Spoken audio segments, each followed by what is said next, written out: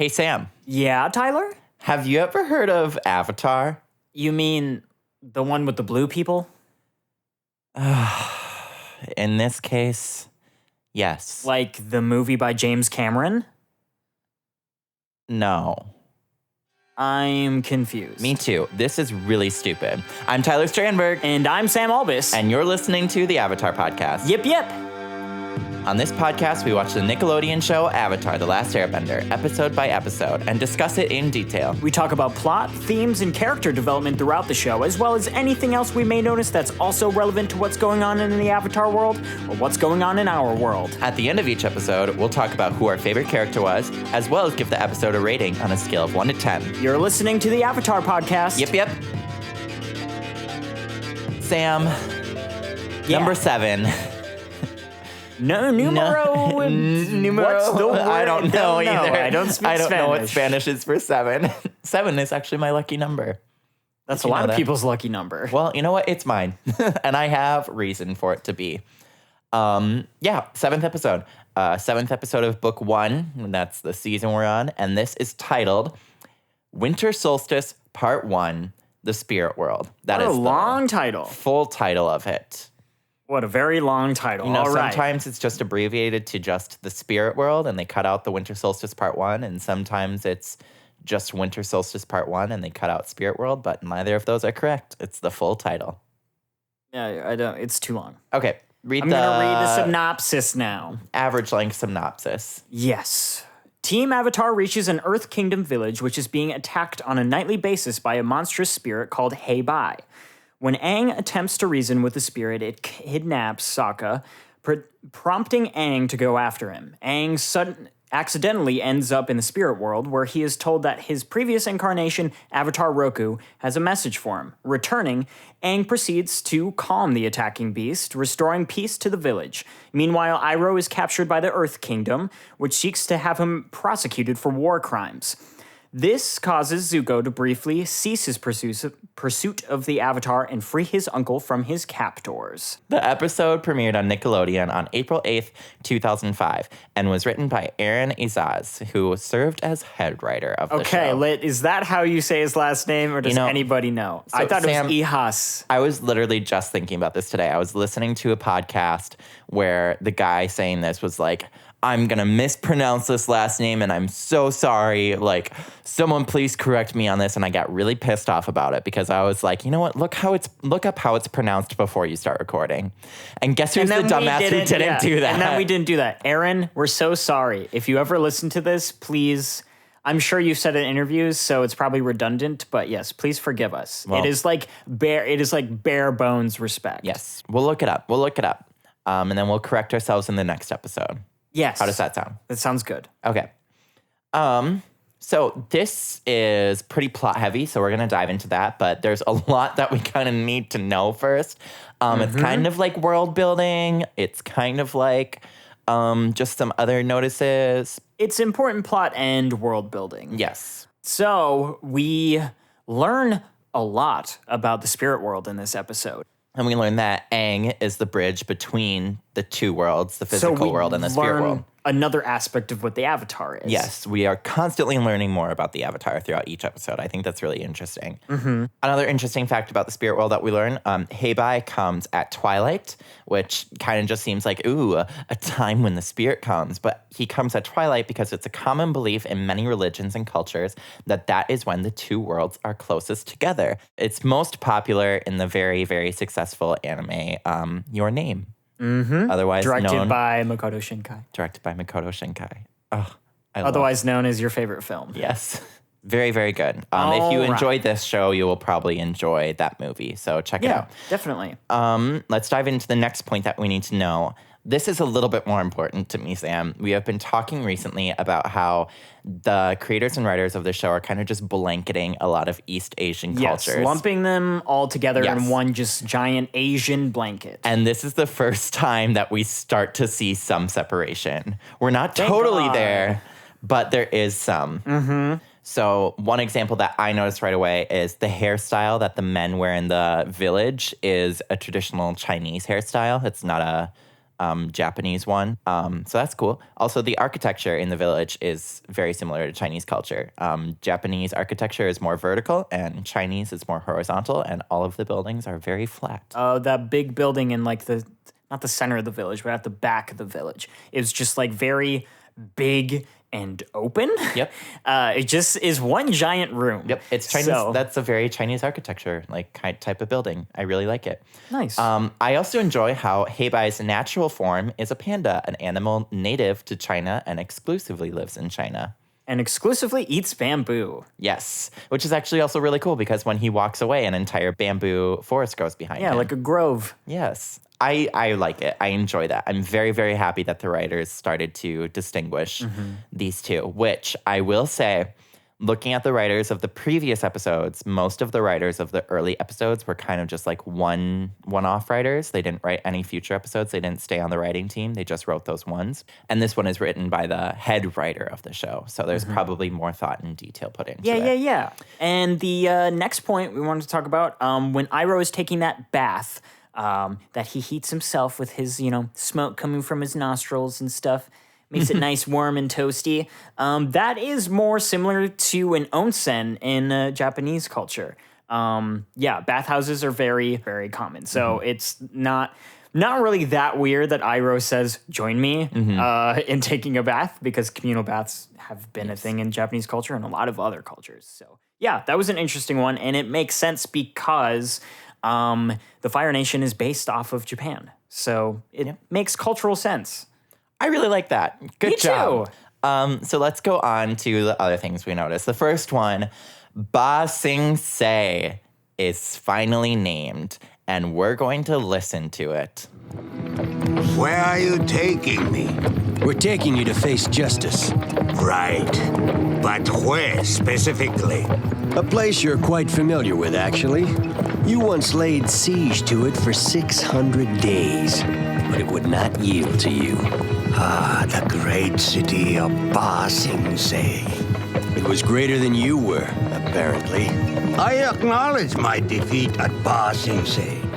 After 600 days away from home. So we previously heard of this during the Southern Air Temple. That was a few episodes ago. And it was a place, we know that it was a place that Iroh had sieged. I'm not sure if that's the right word.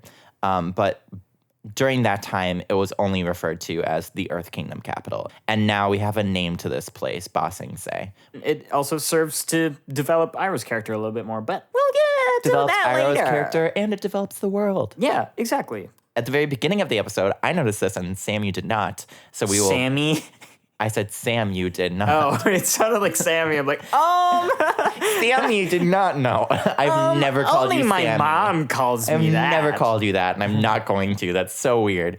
I noticed this. When Aang jumps into the clouds, it is foreshadowing to a future episode, and I will bring it up when we get to that. But I wanted to bring it up now so I remember it. Let's go over the plot now. Yes. A lot of plot things happen. Well, I like this episode a lot because there's a lot that we can pick up from it, and it's easily digestible, I guess. But in case it's not, that's why we're here. So the first thing, plot-wise in this episode, is Aang is really starting to learn more of the intricacies of being the Avatar. In these early episodes, it's a lot of, fighting to solve your problems. I mean, we see in the last episode, there's a big fight at the end, and they eventually overthrow the Fire Nation people that are controlling this prison and stuff. Well, the problems that Aang faces this episode can't be fixed by fighting someone. I mean, he does attempt to fight the spirit, but ultimately, That doesn't go well. he needs to learn to solve problems in a different way. So he's learning that not every problem can just be solved by fighting some firebenders. Yes. He also establishes his want for a teacher of some sort. Specifically, he says that he needs someone to help him to learn how to be the Avatar. A spiritual guide, if you will. Yes. And someone to help him establish his connection to the spirit world. Because he learns about the spirit world and that he's supposed to be connected to it. And be the bridge between it. And he's like, spirit world, what? I don't know what that is. I don't know how to get there. And then I don't plot know how to twist. do it. Yeah, and then plot twist, Aang actually does enter the spirit world for the first time. And then, obviously we'll get to what happens. And that's me that will get to what happens. Yeah, exactly. Because it's my turn now.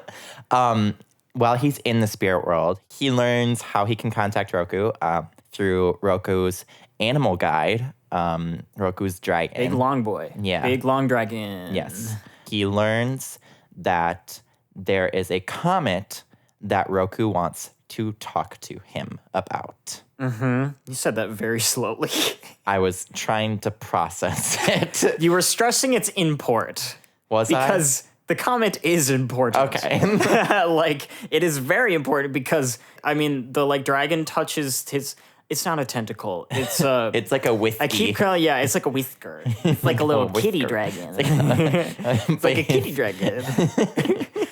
He touches his whisker to him, and that's how he communicates through images or whatever. And the comet just shows up. It's just the comet and stuff. So we can assume that's pretty important because it's shown many times and mentioned throughout the episode. The whole plot of this episode is really setting up what happens next episode. This is also unique in that, unlike the pilot, which each of the episodes can stand on their own in the pilot. We did talk about that, about how they are supposed to be watched together, but you can digest them individually. That's what we did. We separated them. Yes, we did. These two episodes are made as if they should go together, almost like an hour-long special. That's the plot of this episode. Not really much happens, while at the same time, a lot happens. Yes. So let's move on to just some specific themes from this episode. We tackled the plot. Now we're going to do some themes. That's why this section is called Plot and Themes. Exactly. So on to the themes. The first one we want to talk about is environmentalism. It's huge in this episode. It's pretty much all it's about. Besides, it's what kickstarts the chain of events in this episode. When they are flying to, I can't even remember where they're going. I think they're just flying. Yeah, they're just flying, and then they see this. Sokka's just like, oh, it looks like a scar. It's That's literally kind of what happens in all these episodes. They're just traveling and then stumble upon the next location. Yeah, very true. So they stumble upon this scarred land. It's all burned and charred up, and there's no life anywhere. So we see the impact of the Fire Nation in that way. At least we can assume it's the Fire Nation, considering everything is burned and charred. Yeah. And Sokka sees the footsteps, and he's like, Fire Nation! Yeah, he freaks out. Yeah, he does. I actually think it's really interesting that when they first see it, Sokka calls it a scar, which it implies that it is permanent hurt or damage, which I think you can go deeper with it because, for the time being, it is a scar. It is a very permanent hurt that the Fire Nation did to that. However, I think it's also a way of saying, it's an interesting dichotomy, saying nature will thrive and survive. There will always be nature, and nature will always find a way, but humans probably won't. And the fact that the Fire Nation is trying to take control over something that they can't necessarily control, I think is pretty telling. That's deep. That's hashtag deep. Hashtag deep. It really is. I was just thinking about it. It's just they're trying to control nature, which is the one force that cannot be controlled. It will always find a way. That's basically what the Fire Nation is getting at, the disregard to their world around them. Which leads us to our next point, which I am very, very interested to talk about. Yes. And that is its ties to Shintoism. Yes. So, Shintoism. Yes. For those who do not know, Shintoism is a Japanese religion, and this is an Earth Kingdom town, but the Fire Nation burnt it down, so I think it's blurry right now. Yes, it is. It still is a little bit of culture mixing, which I'm not super happy about. Yeah, I was just going to say it's important to note that, we are in the Earth Kingdom that is based off of China, and Shintoism is a Japanese belief. Yes. And religion / ideology, whatever you want, Yes. whatever label you want to put on it.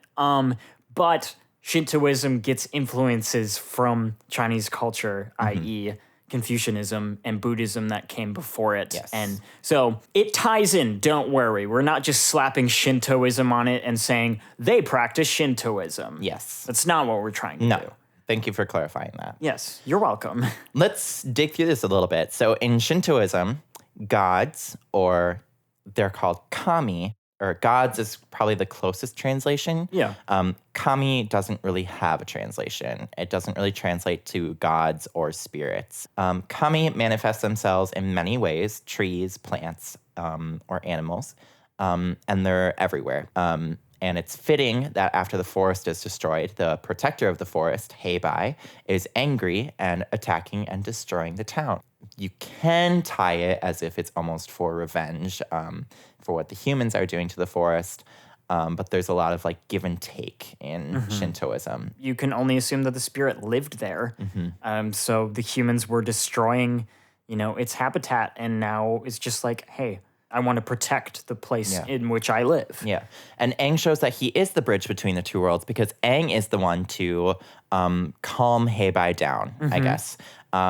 He kind of reassures him that the forest will come back, that it will grow back. And after Heibai is satisfied, he returns to his natural form, which is a bear or a panda bear. I would say, I don't think it's called panda bear. I think it's just panda. That's my fault. But there's like a totem pole of a bear, and then Heibai turns into a panda. So I guess either or, give and take. A totem pole? Yeah, didn't you see that? I don't want to, like, totem pole is the closest word I have for it right now. That's not the right word. But it's like a very tall vertical statue that Aang's body was sitting on at the end of the episode. Oh. Yeah. Like in... Totem pole isn't really the right word. That's just the when closest he came one back I from the have right spirit now. world, right? Yes. Okay, yeah, I remember that. It's Yeah. it's like a statue. It's Okay. like a shrine statue kind of Sure. situation. Yeah. Yeah. I really like this because there's a lot of similarities to the Studio Ghibli movie, Princess Mononoke. In that movie, the kami of the forest get very angry at the humans who are destroying the forest, and in return try to destroy the town and get rid of the humans so that the humans cannot keep hurting their home and their space. And Heibai getting very angry and turning into this beast is just such a very stark parallel, like very, very similar to at the very, very beginning of the movie Princess Mononoke, the boar kami had turned into like this very terrifying beast that ends up cursing the main character. And also of the boar movie. later too. Yes. This is, Princess Mononoke is such a great movie to teach people about Shintoism and what it's about, and also how important environmentalism is to Shinto Yes. and stuff. They go hand in hand. Environmentalism is a very big pillar of Yes. Shintoism, as it is Buddhism.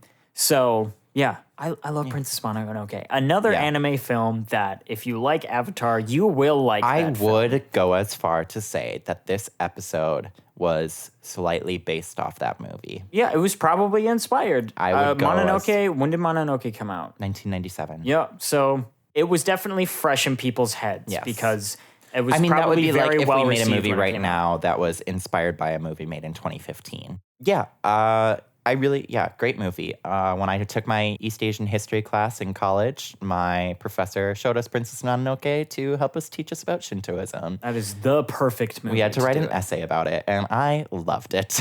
That is such an enjoyable movie while also being a great movie to analyze. Yes, very, So- yeah.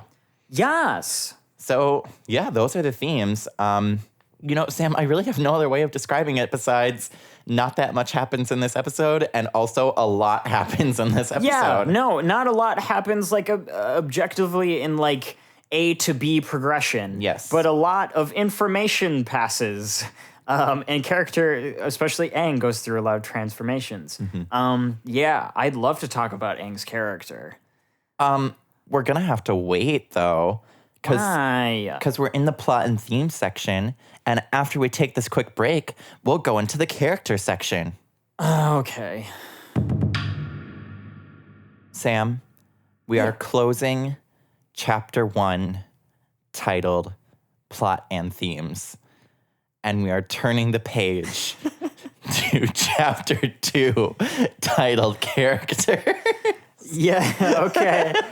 Why was that so dramatic? I don't know. I don't know why that was so dramatic. I tried Let's to be just talk fun. about Aang, okay? Yes. Let's just talk about talk about Aang. Let's do it. So in this episode, we don't necessarily learn more about Aang's character, but I mean, a lot of things happen to him. He goes through it. Yeah, he goes be through going a lot. through it right yeah, now. he goes into the spirit world. Yeah. Which is very scary. Yes. You know, but yeah, it's centered around him and, you know, his growth and development as an avatar. All of these things he learns about the spirit world and all the things he has to do. You know, he learns he has to go to this island to connect with Roku and things like that. And it's just a lot all at once. Yes. So his character goes through a journey, but us, in the grand scheme of A to B progression, nothing happens. Yes. Sam, I already talked about how my favorite line is from the 5th episode, where Boomy says, "Let us leave." Yes. But I gotta admit, I think that this episode has my second favorite line, and Aang is the one who says it. Yeah, okay. We're gonna listen to it. Hey, Aang, are you ready to be cheered up? No. So I really like that because Aang is just being such a dramatic bitch about it. Katara's literally like, want to get cheered up, and Aang's like, no, I want to be angry. I'm angry. But also, think it's funny. let me comment, you, a person coming up to you and being, ready to be cheered up, ready to not be angry anymore is really, Katara's bad. not saying, ready to not be angry anymore. She's more so saying, hey, Aang, ready to see something that'll make you feel better, you know? I think he's allowed to wallow in it for a little bit. I think he's being I was dramatic. a little bit annoyed at Katara. It's just let him feel it. I think he's being dramatic, and I think it's funny. I don't think Speaking of Katara, she is... What we saw this in the last episode, and we're seeing it again in this episode. She is the symbol of hope. She constantly talks about Aang and Sokka's return, and she stays hopeful when they're gone. And she's the one to cheer Aang up in the forest, like we had just talked about. Yeah, absolutely. She clings onto her hope, and it is very inspiring to see how positive she is. That she was very helpless in that scenario. All she could really do was wait, and she still kept a positive attitude, and that is very commendable. Good for her. Jumping on to the next one, these first few are kind of short. We'll be able to dive more head into the last two characters. Sokka, I think this is something I noticed. Sokka has this weird sense of justice, which I feel like is kind of unnatural for him. He never really talks about oh, this isn't fair that he has to fend for himself. Sokka has never really talked about any sense of fairness or anything like that. It's strange because I don't even want to say he wants to protect Aang. He's more so just talking about how it's unfair, you know? Yeah. And I bring that up because we show that Sokka it's shown in the show that Sokka is a very protective person, especially with the people he loves. And I think he is starting to show a connection with Aang. He is starting to warm up to Aang more. But I don't think Sokka wants to protect Aang. So it was weird for me. Yeah, I mean, I think it's just more of a writing thing to make it easy for younger viewers to understand why he felt conflicted about it. If he would have just said, we have to help him, they'd be like, well, why? Yeah. But it's just because it's not fair. I mean, I do think it is okay right now, too, because this is the head writer. I'm avoiding saying his name, and I feel really, really bad about it. So I would say this is a bit okay because he wrote this episode and the previous ones have just kind of been one-off writers, where Aaron probably knows a lot more about these specific characters. So I think it's fine that Sokka's doing something that for right now might seem out of character. A disparity in portrayal of Sokka's character. Because I have a feeling in future episodes we could look a little deeper into his character. And then if we returned to this one, we would be like, oh yeah, that makes sense. But as of right now, it doesn't really. Interesting. Yeah. I also think it's very ironic because Sokka has a line. This is it. Yeah, we're all gonna get eaten by a spirit monster. And then he is the only one to be taken by the spirit monster Heibai. It is good irony. I think that's hilarious. That is very, very, very good writing.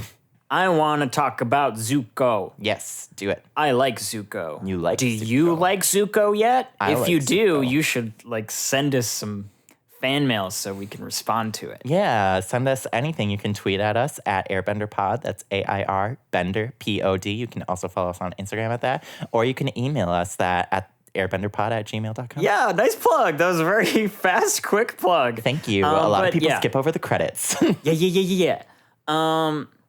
Cool. Zuko chooses to look for his uncle rather than continue his search and hunt for the Avatar, which is a big character moment. That's a big deal. It is a big deal. deal. One, it shows that he is human. Him capturing the Avatar is not the only thing that's on his mind and processing. It is probably one of the biggest things on his mind. But he's just not this ruthless person that's constantly just going, after the Avatar. He has ideals. He has morals. Yes. And yeah, it's big that he, is going to see Uncle Iroh and Yes. stuff.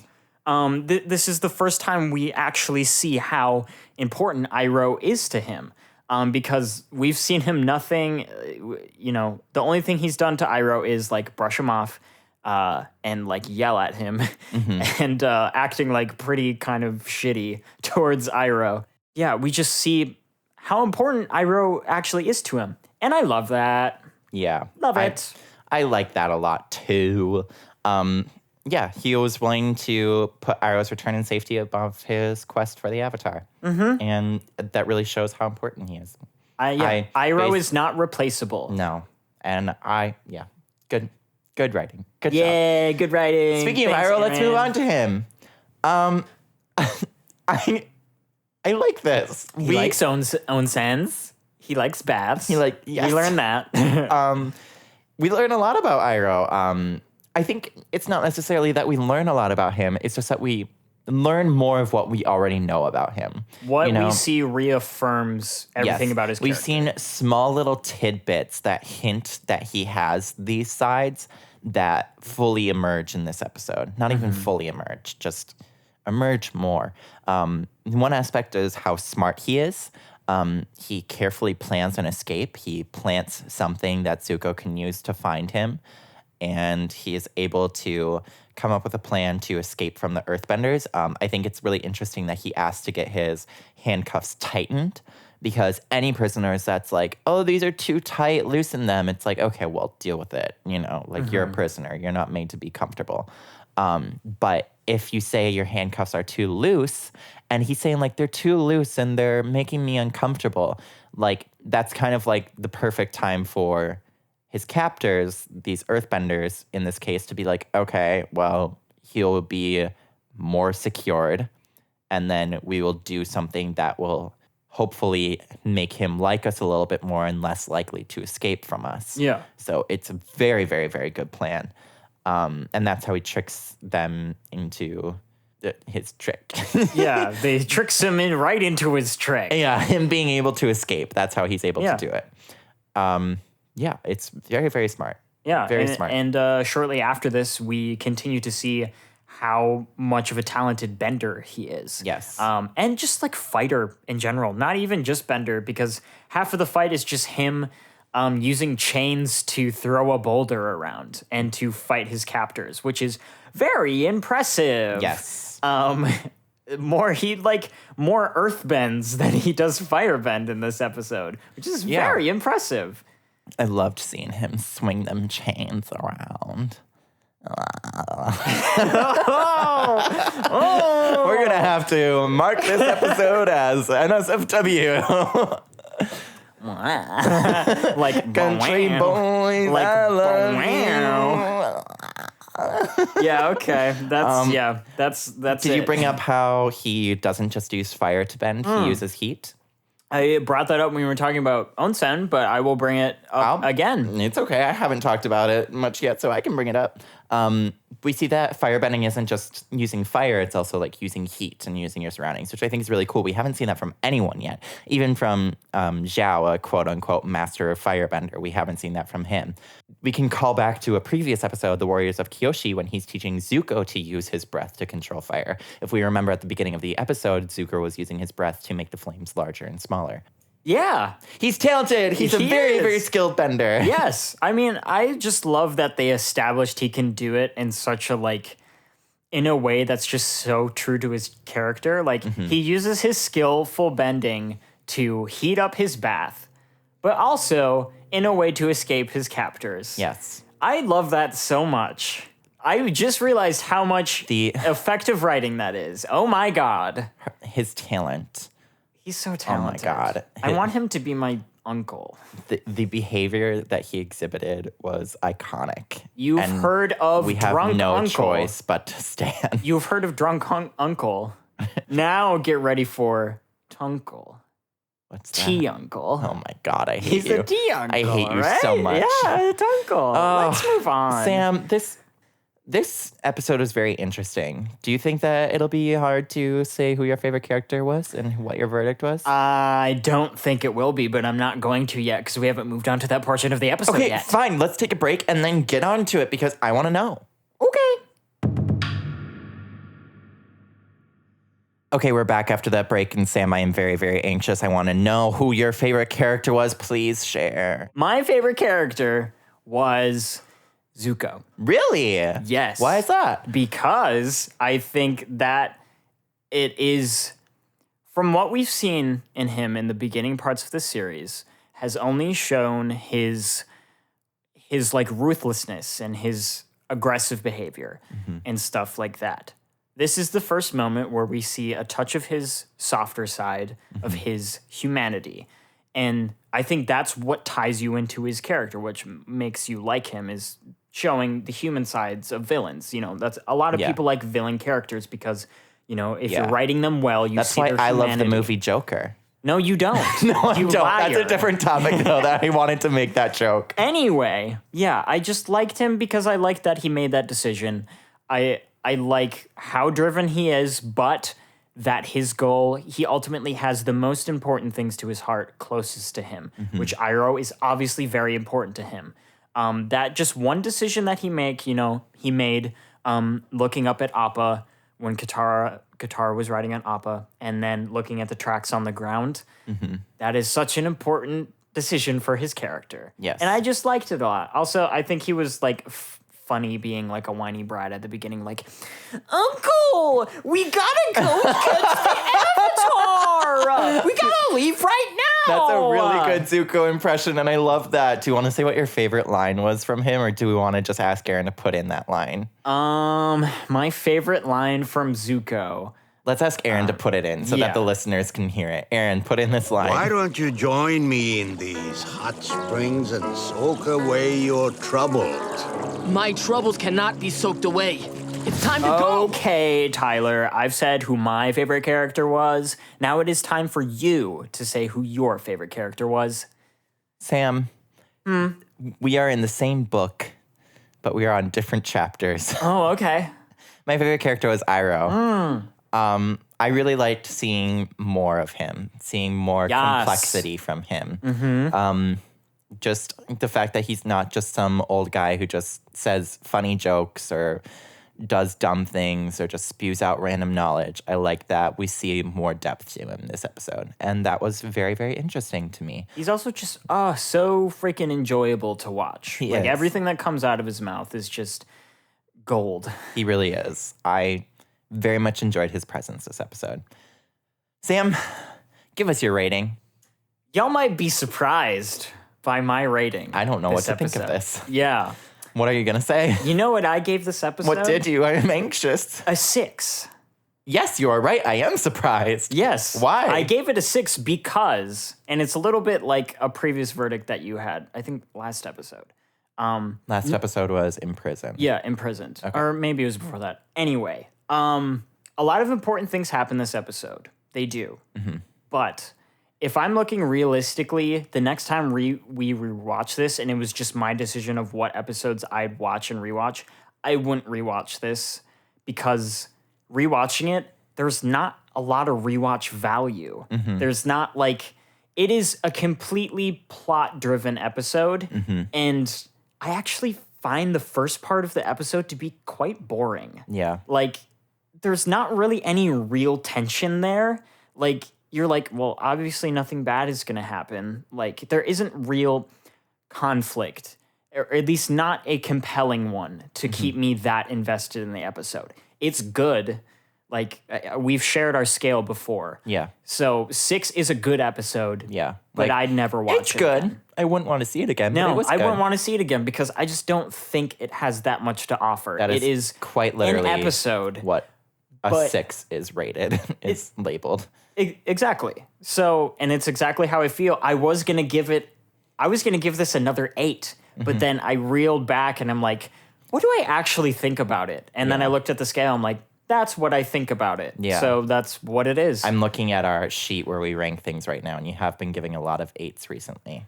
Yeah, because like, if I think about overarching plot, this is an important episode. Yes. But in terms of quality of the episode, it just passes for me. Like, it's an episode, and it's entertaining. There are like, Zuko is the only reason it's probably a 6. If Zuko wasn't in this episode, I probably would have been like, yeah, okay, Yeah. sure, Okay.